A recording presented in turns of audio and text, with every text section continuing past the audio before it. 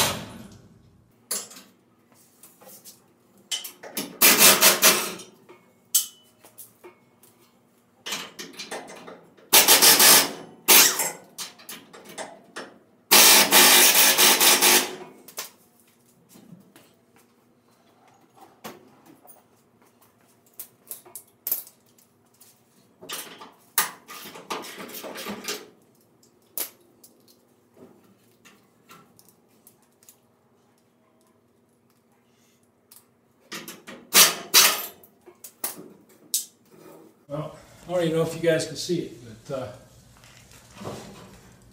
just by chance where I happen to put the lift braces is just about dead center on the weight and balance of the car here, because it's not even touching the front frame lifts, and just back easy I can move it back and forth. So I'll throw a tie-down strap around the front there and strap it down snug, and then we'll continue on here and you'll get to see what's going on.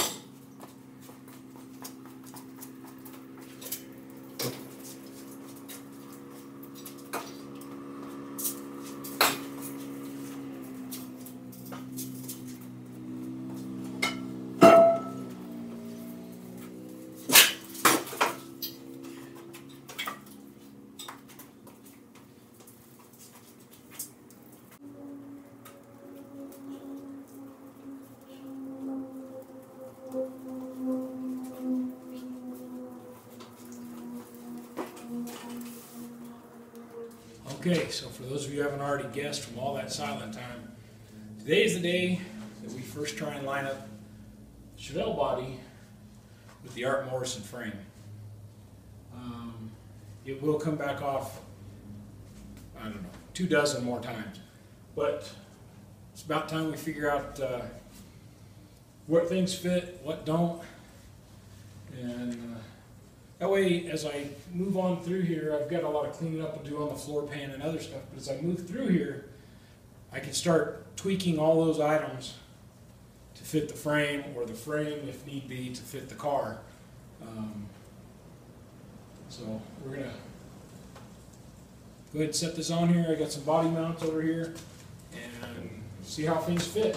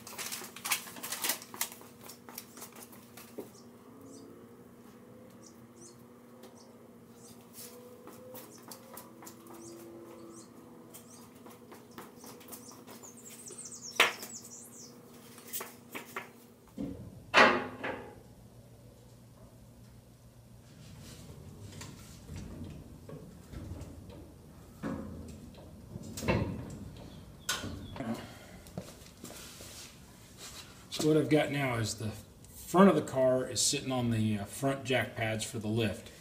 Back of the car is sitting on this jack. And I realize not everybody's going to get away with doing that. I know I'm replacing the trunk pan. It has some pinholes in it. Plus we know we're going to be narrowing, mini tubbing the car here. So as part of that, I'm not worried about damaging that trunk pan. I don't think you would do a whole lot of damage. The body weighs, I don't know, 1,000, 1,500 pounds something. And I've got it spread out pretty good on some 2x4s as far as the weight. But the goal here is now to start lowering this down real slow and line it up. A trick that I use on a lot of vehicles and may end up going to it on here is run a plumb bob. Anyway, put a string on a bolt. Run the bolt down, put something heavy on the end. Doesn't really matter what it is, another nut, an actual plumb bob that you get at the hardware store. Anyway, you put that in and then just hang it down, and when it centers over the hole that the body mount mounts into, you know you're right on top of it. And you could have 2 or 3 of those around the car and get it pretty darn lined up in one shot here. So.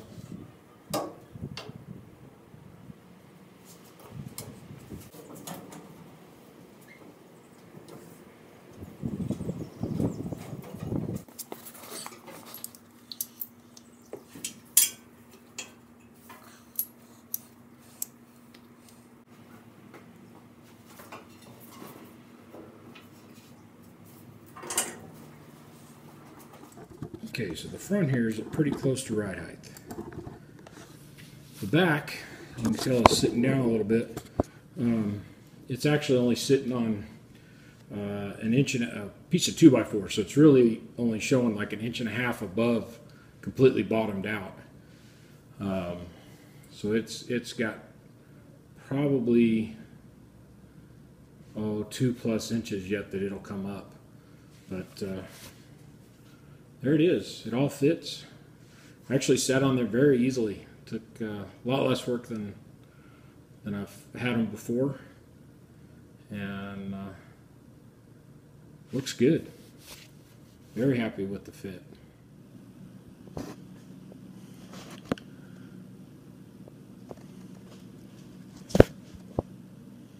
So now you can probably see why the rear end is sitting so low.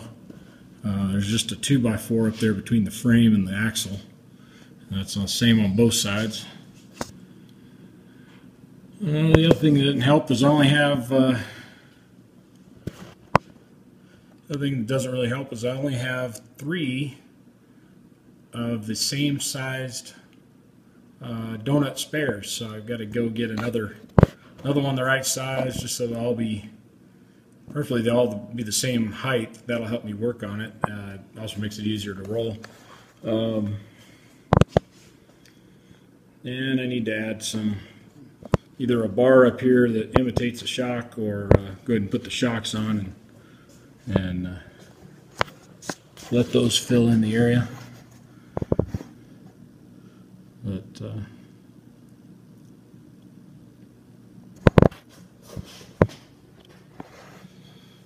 see all the mounts lined up really well. Everything fits really well. Art Morrison's done a really nice job with leaving clearance, nothing smacked down on the frame. Even up above, where it goes back in there. The trunk going over the axle. They left a little bit of clearance there, so it's not down tight on the frame. So, done a nice job.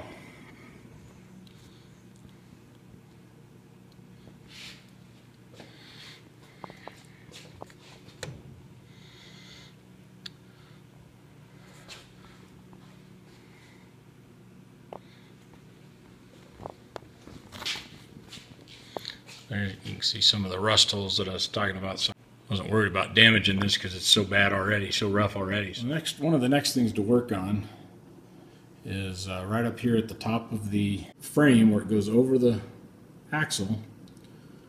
You can see I've got about 2 inches of floor pan here above. That's all in the trunk and above, or up there on that right below your rear package shelf.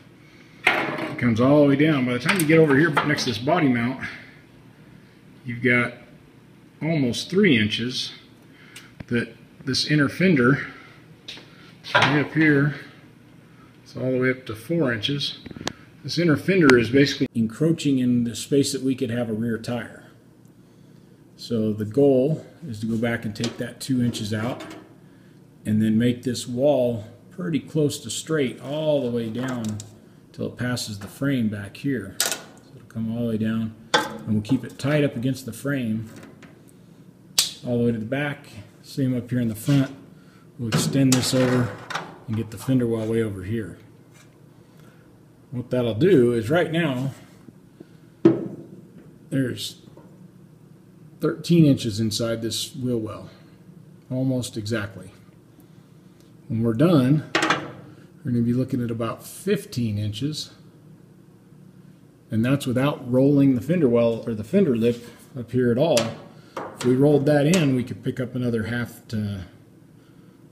quarter to half inch anyway. Our next project will be to come in, cut these inner and outer fender wells out here and here, cut out the floor pan for the trunk, and then we've got a whole new one of those. Fit everything to the frame, and then weld all that, get all that tacked in, and then we'll go ahead and cut the quarter panels off and replace those. Alright guys, so my next major project for this car is to go ahead and cut these inner and outer wheel wells out, cut the trunk pan out, and like I said, we're going to be replacing it mostly because of the rust. If it wasn't for all this rust back here, we'd just section what we have, but we're going to go ahead and fix what we've got, or fix all the rust while we're doing this, so it's just going to be a lot quicker probably to go ahead and replace the whole pan in one shot. And while I do it, like I said, I'm going to move all these flares or anything all the way up tight against the frame so that I get as much of that 15 inches as possible. By the time I leave, you know, I was measuring off the frame when I showed you that 15 inches. Once I get all the sheet metal in there and a little bit of a gap off the frame so nothing's hitting or rattling later, should give us probably 13 and a half well, actually, I'm sorry, should give us closer to about 14 and a half, maybe 14 and 3/4 inch.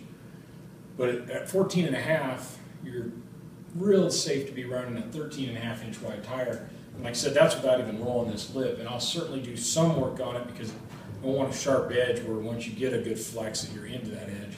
So we'll certainly do some work here, which is going to gain us a little bit. But even at 14 and a half inches, we can run a 335 tire, a 13 and a half inch wide tire pretty easily. So 335 works out to about 13.1, 13.2 inches depending on the manufacturer. And 345 would run right up there to the limit of 13 and a half. So that's, you know, these little donut spares are good, great for the shop, not so good for the track. But we'll start work on the rest of this next. And like I said, the body will be on and off here half a dozen times or more, and but it's coming along. It's moving right along. We're going to get the quarter panels out after we do all the inner and outer fenders and or inner and outer fender wells and the trunk pan. Then we'll go ahead and get the quarter panel off. I don't like to take too much structure away at one time, especially now that I'm wanting to go up and down off the frame just to make sure things are fitting the way I think they should. If I was just leaving it on that jig that we had it on when we started this episode, it's fine. I can take quarter panels, floor, I can take a whole bunch of the car apart and keep bolting additional parts of the jig on to hold things in place. But it gets hard to work around all that stuff on the jig when you're trying to get in here for just the trunk pan. So it's a little easier. Go ahead and keep it on a lift, where I can go up and down with it and work from underneath, work over the top. Once I get everything tacked in, then I can put it back on the rotisserie for my final welding. But I'm able to go up and down on the frame, like I said, dozens of times just to make sure everything clears the way we want it to. Because backing it around like this back body mount, there has to be some curvature or the body mount has to be moved. And both of those are still an option. I mean, we can cut this loose, move it back 2 inches. It's not going to affect the way the body is how rigid the body is or anything, and it would give us a little room to square this corner off back here to make it more room for tires. So part of that's going to depend on the diameter of the tire, how much of that we really need. So thanks for watching today. Check back soon to see how things are coming along on the Chevelle. I keep promising some updates on the Mustang, and honestly I haven't touched it in months.